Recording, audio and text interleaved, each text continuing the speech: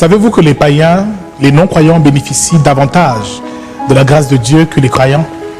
Savez-vous que les incirconcis et ceux que nous considérons comme des pécheurs et des gens de mauvaise vie bénéficient eux aussi de la grâce et de la faveur de Jésus-Christ? Le récit de Luc, chapitre 23, à partir du verset 42 à 43, nous fait comprendre que le brigand aux côtés de Jésus, à Golgotha, à la croix, lui a dit « Souviens-toi de moi quand tu viendras dans ton règne ». Et Jésus lui fit une promesse assez étrange et lui a dit que ce soir même, tu seras avec moi dans le paradis. Aussi, cela semble être horrible pour les enfants de Dieu.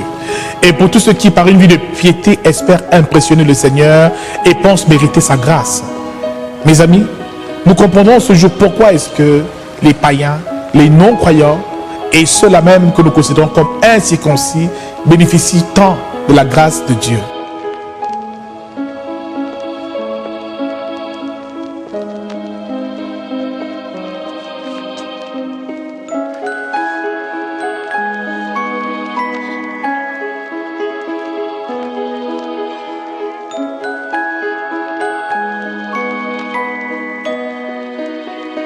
Les non-croyants bénéficient de la grâce de Dieu, premièrement, parce que Jésus est venu pour eux. Parce que c'est pour eux que le Seigneur est venu sur terre. Et le livre de Jean chapitre 3, en ce verset 16, nous dit que Dieu a tant aimé le monde qu'il donna son Fils unique. Il n'a pas aimé les chrétiens. Il n'a pas aimé ceux qui sont déjà sauvés. Il n'a pas aimé ceux qui vivent déjà dans la sainteté, mais il a aimé le monde. Ça veut dire tous ceux qui vivent encore dans l'iniquité et dans la perdition. Il dit dans sa parole qu'il est venu pour les malades et non pour ceux qui sont déjà guéris, car c'est eux qui ont besoin d'un médecin. Il est venu pour les injustes et non pour les justes. Il dit qu'il est venu pour les brebis perdues de la maison d'Israël, ce qui veut dire qu'il est venu pour les âmes totalement perdues. Il mangeait avec les publicains et les prostituées, avec les gens de mauvaise vie, ceux que nous considérons comme les païens, parce qu'il est venu pour eux. Jésus est principalement venu pour sauver ceux qui sont perdus, pas principalement pour nous autres chrétiens, qui avons déjà reçu le salut et la vie éternelle. Car Dieu sait déjà que nous sommes sauvés. Il sait que nous avons déjà reçu le salut. Et ce qu'il désire simplement, c'est que nous, à notre tour, nous puissions gagner les âmes, dépeupler le monde pour remplir le royaume de Dieu. C'est pour ça qu'il a dit aux disciples, allez et faites de toutes les nations des disciples, car il savait qu'ils étaient déjà sauvés. Le mérite que nous avons, nous, en tant que chrétiens, c'est simplement les âmes que nous gagnons et les disciples que nous gagnons pour le royaume. Mais pour les païens, il suffit simplement qu'ils aient foi, qu'ils croient dans leur cœur que Dieu peut les guérir, que Dieu peut les ressusciter et ils bénéficient naturellement de la grâce et de la faveur de Dieu. C'est parce que Jésus est venu principalement pour eux. Je n'ai été envoyé qu'aux brebis perdues de la maison d'Israël. Marc chapitre 2 au verset 17, ce ne sont pas ceux qui se portent bien qui ont besoin de médecins, mais les malades. Je ne suis pas venu appeler les justes, mais les pécheurs.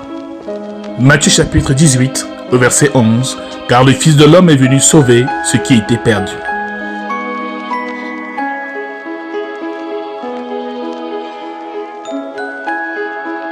La deuxième raison pour laquelle les non-croyants bénéficient aussi de la grâce de Dieu, c'est qu'ils s'approchent du Seigneur avec des cœurs humbles, sachant qu'ils ne méritent pas la grâce, qu'ils ne méritent pas la faveur de Dieu, parce qu'ils ont vécu une vie de pécheur, ce qui leur permet de voir et de mesurer la grandeur de la grâce que Dieu leur accorde. Contrairement à ces croyants qui, malheureusement, s'approchent de Dieu, remplis effectivement d'orgueil, parce qu'ils savent que leur jeûne, leur vie de prière, leur connaissance de la parole de Dieu peuvent les justifier. Ils savent qu'ils méritent certainement plus de grâce que les païens, mais malheureusement les païens jouissent davantage de la grâce que nous autres enfants de Dieu, parce qu'ils s'approchent de Dieu avec des cœurs humbles, des cœurs sincères. Écoutez ce que la parole de Dieu nous dit par rapport à cela.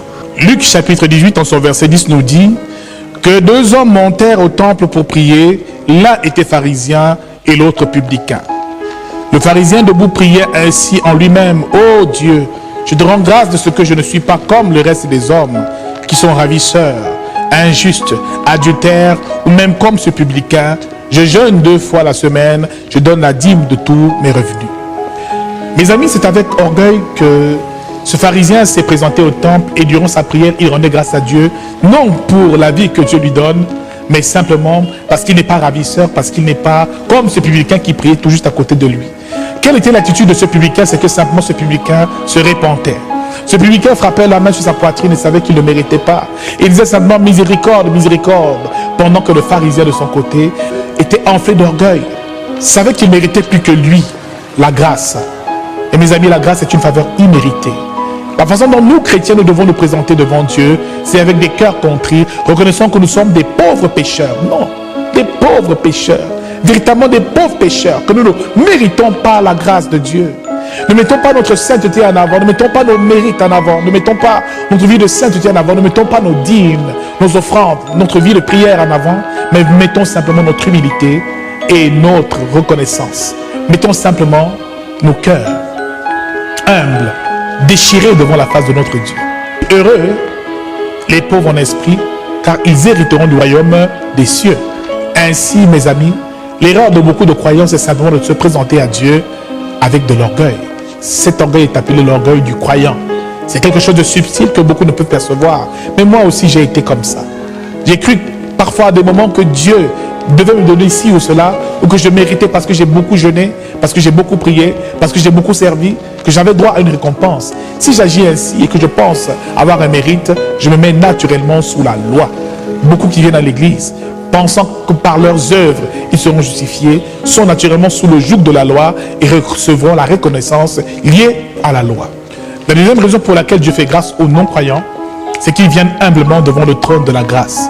C'est qu'ils savent qu'ils ne méritent rien et qu'ils ne méritent aucune récompense. C'est qu'ils savent qu'ils sont pécheurs, qu'ils sont injustes. C'est la même attitude que tout enfant de Dieu devrait avoir lorsqu'il se présente devant Dieu. Très souvent, nous jugeons les autres, nous disons, eux, ils sont païens. Dans cette église, on ne pratique pas ci, on ne pratique pas ça. Nous, ici, nous gênons chez nous.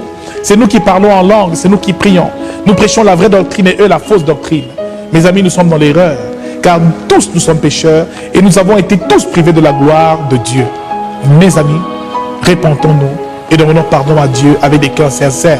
Approchons devant le Seigneur et comptons premièrement sur sa grâce et naturellement appuyons-nous sur la foi que nous avons en Jésus-Christ. À lui seul de juger les œuvres que nous accomplissons pour lui.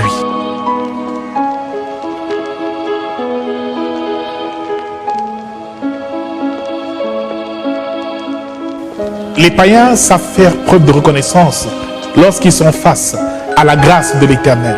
Lorsque Dieu les bénit, ils savent dire merci, ils savent honorer et rendre gloire à Dieu. Le récit de Luc chapitre 17, à partir même du verset 16, nous fait comprendre que Jésus-Christ a guéri 10 lépreux, mais qu'il n'y a qu'un seul qui est revenu rendre gloire à Dieu, et cet homme était un Samaritain. Il est venu simplement se prosterner devant le Seigneur, mettre sa face contre terre et dire, Seigneur, je te rends grâce. Jésus fut intrigué et dit, mais les 10 autres n'ont-ils pas été guéris? Les 9 autres, où sont-ils? N'est-il que ce Samaritain pour venir rendre gloire à Dieu? C'est un circoncis. Mais par la suite, il a dit, lève-toi, va, ta foi t'a guéri. Mes amis, les païens très souvent savent être reconnaissants. Beaucoup de chrétiens reçoivent des miracles, mais malheureusement ne donnent pas d'action de grâce à Dieu. Très peu même témoignent des merveilles du Seigneur dans leur vie. D'autres même, malheureusement, pensent que ce qu'ils ont, ils le méritent parce que Dieu leur a fait grâce. Parce qu'ils sont enfants de Dieu, ils pensent mériter toute leur bénédiction. Très peu font des cultes d'action de grâce. Très peu jeûnent même simplement pour rendre grâce à Dieu. Jeûnent beaucoup pour demander, mais lorsqu'ils reçoivent, ne savent pas rendre gloire à Dieu. Mes amis, les païens ont bien des choses à nous enseigner.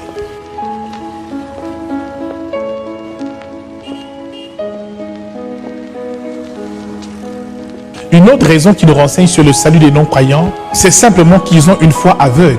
Matthieu chapitre 8, à partir du verset 8, nous parle aussi de l'histoire de ce centenier romain qui a dit à Jésus, je ne suis pas digne que tu entres chez moi dans ma demeure, mais dis seulement une parole et mon serviteur sera guéri.